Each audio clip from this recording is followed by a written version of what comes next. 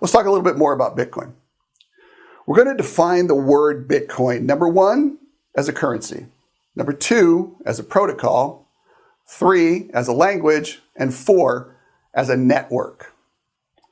Bitcoin is worldwide digital currency, completely on the internet. Permissionless, anyone can use it, and you don't need a bank. All you need is an internet connection, or a computer, or a smartphone.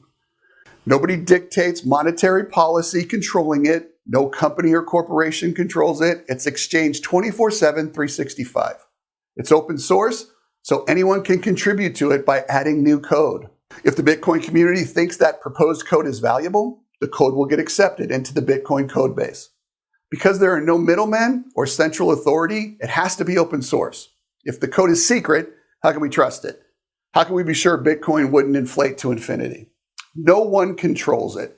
There is no back door. The community in general makes sure everything is done properly. Bitcoin has an inflation cap. There will never be more than 21 million Bitcoins in the world. To be assured of that, it has been hard-coded into the source code. Why limit the minting of Bitcoin? Let's use as an example the US dollar. Today, over 80% of all transactions around the world happen using US dollar. Although a dollar bill itself doesn't have any intrinsic value, under the gold standard, it represents the buying power of gold, which is set by the free markets. So the absolute value of the precious metals give the paper its value. But in 1971, then US President Richard Nixon announced the US currency was no longer redeemable in gold. The dollar had become a fiat currency for the first time in history.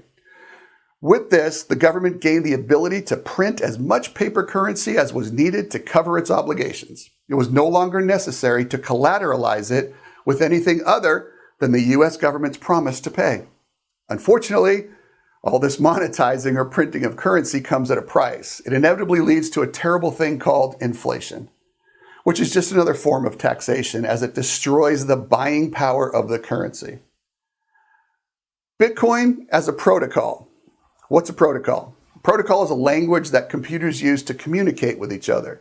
When you have a network of computers, for example, Bitcoin, they communicate with each other using a protocol. When the new block is added to the chain, then you know how to communicate because of this protocol. If two versions of the same blockchain exist, only one version can survive. The computers in the network communicate to identify the correct version.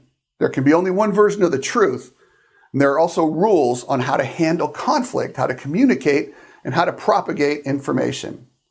Computers follow rules, and by following these rules, we create a network, and those rules are called protocols. Bitcoin as a language. It can exist without the internet, although the primary medium for a virtual language is the internet. Bitcoin transactions can be sent by cellular signal, analog signals, over a copper wire, or by telegraph if we need to do it. It's all about communicating from one computer to another computer. Medium doesn't matter. The medium could be internet, text, etc. That's why it's uncensorable. Governments can shut down a website or cripple a specific company by blocking their access to the internet, but they can't ban Bitcoin because Bitcoin is a language. You can even communicate Bitcoin transactions through Bitcoin satellites. Yes, they exist. And finally, Bitcoin is a network of computers. Bitcoin's underlying technology, blockchain, is really a network. This network of computers each carry a copy of the entire blockchain. They all keep track of all transactions on that chain. As soon as one wants to initiate a transaction, others will investigate their own copy of the database to see if the transaction makes sense.